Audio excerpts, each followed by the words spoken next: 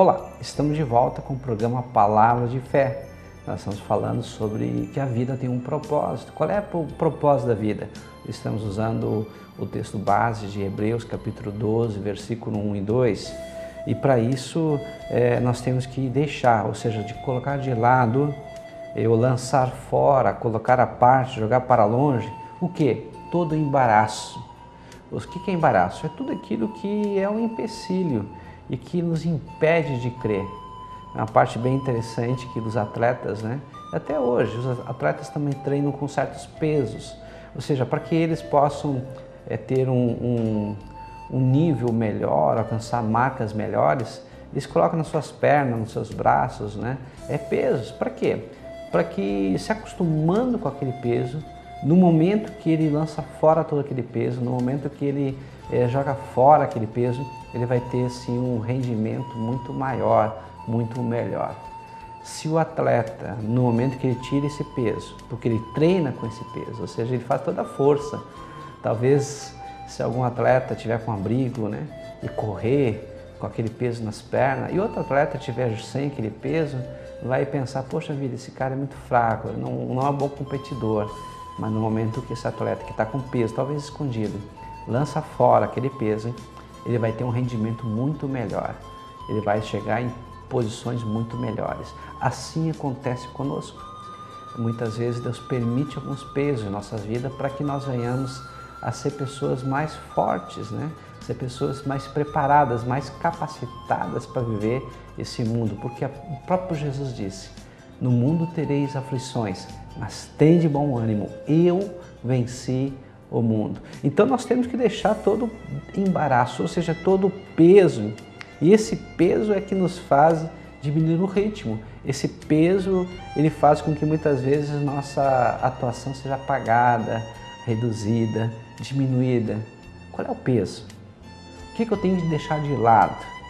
Todo medo, porque o medo paralisa, neutraliza minhas ações. Todos os traumas do passado, ou seja, não posso viver em função do meu passado. Algumas pessoas talvez vão ter que dizer coisas que você fez no passado. Você vai dizer para elas, olha, eu não vivo mais no passado. Eu sou uma nova criatura em Jesus Cristo. Talvez seja a culpa, e a culpa fica martelando na tua mente coisas que você fez. A palavra de Deus diz, se o teu coração te acusa, maior é Deus do que o teu coração. Ou seja, não permita que a culpa venha pesar sobre você. Talvez seja ansiedade, preocupações, ou seja, que consome teu tempo, consome tuas energias e faz você viver em função do futuro, que nunca chega, talvez nunca vai chegar, porque a palavra preocupação é uma palavra bem interessante, que significa preocupar-se com algo que vai ou não acontecer. Você não sabe se vai acontecer. Pode ou não acontecer. Então, livre-se desses pesos. Arranca esses pesos. Dê um basta para esses pesos. E você vai ver que você vai correr melhor. Você vai ver que você vai viver bem melhor. Então, nós temos que deixar todo o pecado. Pecado é erro, falha, desobediência, tudo aquilo que nos afasta de Deus. O principal pecado é a incredulidade, ou seja, o que mais nos afasta realmente de Deus é não crermos nele, conforme diz as Escrituras Sagradas. Ou seja, não crermos que aquilo pode acontecer, o que vai acontecer, o que Deus disse. Eu costumo brincar na minha igreja e dizer qual é a parte da Bíblia que funciona. Eu quero também que você preste bem atenção. A parte da Bíblia que funciona é aquela que você acredita. É aquela que você crê do fundo do coração, com todas as tuas forças, que vai acontecer. Ou seja, se você acredita, então aquilo acontece na tua vida. Mas se você realmente não acredita, não vai acontecer. Então o principal pecado, ou seja, o que nos afasta de Deus, é essa incredulidade. E a vida por si só tem muitas facilidades, que são boas muitas vezes, mas às vezes nos afasta também de Deus, afasta do propósito para o qual Deus tem em nossa vida. Sabe, queridos, que em muitas situações nós ficamos muito enrolados.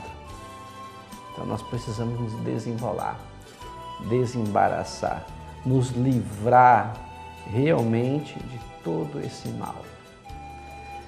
E ele diz que nós temos que ter paciência, ou seja, com paciência. O que é paciência? É uma alegre ou esperança, tolerância, constância, paciente espera, perseverança. Que palavra interessante. A palavra de Deus diz que aquele que perseverar até o fim, esse será salvo. Ou seja, se nós não chegarmos no final da maratona, isso significa que nós não vamos ganhar um prêmio. Pastor, o prêmio é a salvação. Não. A salvação é o início da corrida. Mas é claro que você tem que manter a salvação e levar outros que também possam ser salvos. Ou seja, quando você chegar no final da maratona, com perseverança, com fé e com amor, muitas vidas vão ser salvas. Muitas vidas vão ter um relacionamento mais profundo e íntimo com Deus. E você foi usado por Deus. Os anjos queriam essa missão e Deus disse, não, essa missão é dada para os meus filhos, para mim e para você. Você que crê, você que acredita no Senhor, você que tem uma aliança com Deus, essa missão é para nós. E essa missão tem que ser feita com paciência, ou seja, nós temos que perseverar com paciência a carreira, ou seja, a maratona. Em 2 Timóteo, capítulo 4, versículos 7 e 8 diz, combati o bom combate, acabei a carreira, guardei a fé. Desde agora a coroa da justiça me está guardada, a qual o Senhor, justo juiz, me dará naquele dia. E não somente a mim, mas também a todos os que amarem a sua vida, a sua vinda. Que legal, né? Que interessante. Ou seja, imagina só você chegar no final da tua carreira, no final da tua vida, e você olhar para trás e ver uma história que deixou legados. Ou seja, não só herança, mas um legado. O legado é muito mais que herança. Herança é corruptível, pode passar e as pessoas podem não usar com sabedoria e pode se acabar. O legado não. Você deixou um exemplo de vida, você deixou princípio, você deixou valores e as pessoas, ou seja, os teus descendentes, os amigos, os teus familiares, as pessoas que estavam próximas de você conseguiu influenciar de uma forma positiva, ou seja, você deixou o mundo um pouquinho melhor. Quando você partir, as pessoas vão sentir saudade de você. As pessoas vão dizer, poxa vida, lá se vai uma pessoa que fez diferença no mundo. Era a luz, ou seja, a luz do Senhor Jesus brilhava nele. E ele conseguia iluminar as trevas no qual o mundo muitas vezes está submetido. E ele chegou até o final. Ele manteve a fé. Que legal. Olhando para Jesus, ou seja, esse olhar significa fixar os olhos de uma forma confiante. O segredo da vida é olhar fixamente para Jesus.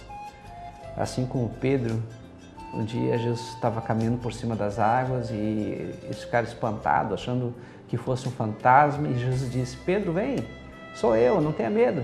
E Pedro começou a caminhar por cima das águas, como diz as Escrituras Sagradas. E o que aconteceu enquanto ele estava caminhando, olhando fixamente para Jesus? Ele não teve medo, ele caminhou. Mas no momento que ele deixou-se levado pelo medo da tempestade, dos ventos, das ondas, aí começou a afundar. A nossa vida é bem assim. No momento que nós estamos olhando para Jesus, nós caminhamos por cima das águas, ou seja, conquistamos o impossível. No momento que nós tiramos os olhos do Senhor, começamos a ser naufragado, afundado pelos medos, temores, traumas, desânimo, ansiedade, preocupação e assim por diante.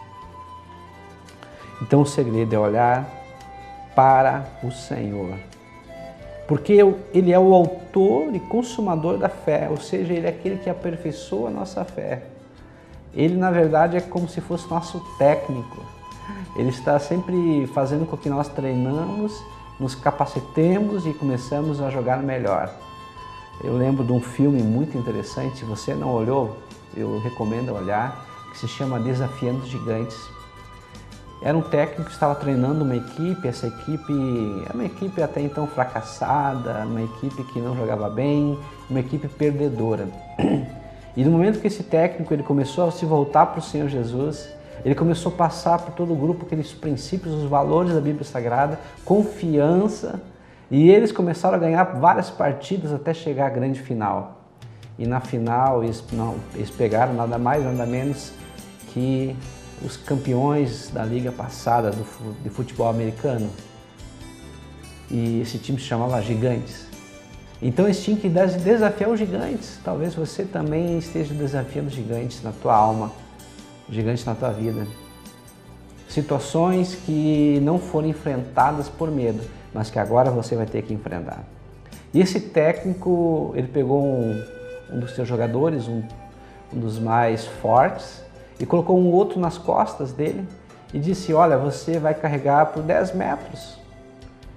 Só que ele passou 10 metros, passou 20 metros e o rapaz disse, eu estou cansado, não aguento mais, passou 30 metros e já tinha passado mais da metade do campo, já chegando quase na outra linha. E todo mundo olhando. Ou seja, qual é o limite para aquele que tem fé? O impossível é o limite, porque Deus está conosco e se Deus é por nós, quem será contra nós? Então, Jesus, na verdade, ele está nos treinando. Jesus, na verdade, ele está nos capacitando para que nós possamos jogar melhor, para que nós possamos viver melhor, para que nós possamos agir e reagir diante da vida, dos fatos e das circunstâncias da vida de uma forma diferente, mais positiva, cheia de fé, cheia de ânimo, cheia de brilho, cheia da presença de Deus. É isso que o Senhor quer. Por isso que Ele é autor e consumador da nossa fé. Ele trabalha de uma forma tremenda em nossas vidas. Talvez você pense, eu já pensei assim, mas se eu casar, você que é solteiro, se eu casar vai melhorar, vai ficar melhor. Não, não. Tem pessoas casadas e estão infelizes. E pessoas solteiras felizes. Talvez você pense, poxa vida, se eu ganhar dinheiro, eu vou ser feliz. Há pessoas que têm muito dinheiro e são infelizes. E há pessoas que têm pouco dinheiro e estão sempre assobiando, sempre cantando, alegres pela vida. Eu lembro bem agora sobre essa questão financeira, de um caos, uma história bem interessante que se chama As 99 Moedas de Ouro. Um rei, ele estava muito preocupado por tantas situações da administração do seu reino. Embora que tivesse conselheiros sábios, mas ele estava muito preocupado, pensativo. Ele tinha um servo, esse servo que limpava o chão lá do seu reino, do seu palácio, sempre cantando, sempre assobiando, e todos os dias olhava para aquele servo, o servo sempre feliz. Um dia perguntou, mas por que está feliz? Aí o servo disse para o rei, meu rei, como é que eu não estaria feliz? Eu tenho uma casa para morar, eu tenho uma comida para colocar na minha mesa para mim e para os meus filhos. Eu não posso me queixar, eu sou feliz. O rei ficou intrigado e perguntou para o mais sábio dos seus conselheiros. E o conselheiro falou, ora, talvez seja a questão das 99 moedas de ouro. Mas como isso? O senhor quer saber, rei? Muito simples. O senhor pega e coloca um saco com 99 moedas de ouro ao alcance desse servidor, desse servo. Depois nós vamos ver se ele faz parte dos 99 moedas de ouro ou apenas da exceção que ele deu uma moeda. E o rei ficou intrigado e colocou um saco com 99 moedas de ouro. O servidor, esse funcionário do palácio, ele achou e ficou muito alegre, né? Porque achou aquela fortuna, agora ele era rico e contou 96, 97, 98, 99 e contou de novo 99 moedas de ouro. Ele disse, poxa vida, será que eu não perdi uma moeda? E contou de novo em 99 moedas de ouro. Aí ele começou a viver em função dessa uma moeda de ouro para completar a sua fortuna, ou seja, chegar a 100 moedas de ouro. E aí ele começou a trabalhar mais e começou a fazer dupla jornada, já não mais cantava, já não mais assobiava, ele ficou mesquinho relacionado à questão de dinheiro, ficou avarento e mudou completamente a sua vida. E aí o rei disse, poxa vida, o que aconteceu? Olha, ele está dentro dessa grande fatia da população que não se contenta com os 99, que é aquela uma moeda de ouro que falta para 100. Ou seja, queridos, nessa história, muitas vezes nós somos felizes e não sabemos. Muitas vezes nós estamos sempre buscando alguma realização, algo a mais, e não valorizamos o que nós temos. Se você tem saúde, se você tem família, se você tem um emprego, agradeça a Deus, seja grato a Deus hoje, porque Deus já te deu muito mais do que você precisa. Se você quer ter mais, vai em busca, luta, se esforce, mas não coloque toda a tua vida em relação àquilo que está faltando, mas sim agradeça por aquilo que você tem. Assim você vai compreender melhor o que Deus tem para a tua vida. Nós temos que viver o propósito de Deus para nós dentro do ambiente que Deus colocou. Ou seja, Deus te colocou numa família, aprenda a amar a tua família. Aprenda a amar a tua esposa, aprende a amar teu esposo, mulher que me assiste. Aprende a amar teus filhos, aprende a amar teus pais. Aprende a amar as pessoas que estão junto contigo, aprende a amar teus amigos. Aprende a amar as pessoas que estão junto com você. Se você pertence a uma igreja, aprende a amar teu pastor, aprende a amar teus irmãos. Ou seja, seja grato a Deus por causa disso. Aí você vai realmente compreender que a vida tem um propósito. E esse propósito não é só salvar a tua alma, mas ajudar outros a se salvarem também. Eu quero orar por você agora. Feche os teus olhos. Querido amado Deus, eu coloco agora, Pai, essa pessoa que está assistindo, que essa palavra possa calar muito fundo no seu coração, que ela, Senhor amado, possa repensar a sua forma de ver, de ouvir as coisas, e que ela possa compreender que a vida tem um propósito, que não é só se salvar, mas também levar outros à salvação, levar outros a crescimento, levar outras pessoas a ter um relacionamento pessoal e íntimo com o Senhor. Querido Espírito Santo de Deus, ajuda-nos, Senhor, para que nós possamos cumprir com o propósito para o qual o Senhor tem nos dado. Em o nome de Jesus. Amém e amém. Que Deus te abençoe em nome de Jesus. Amém.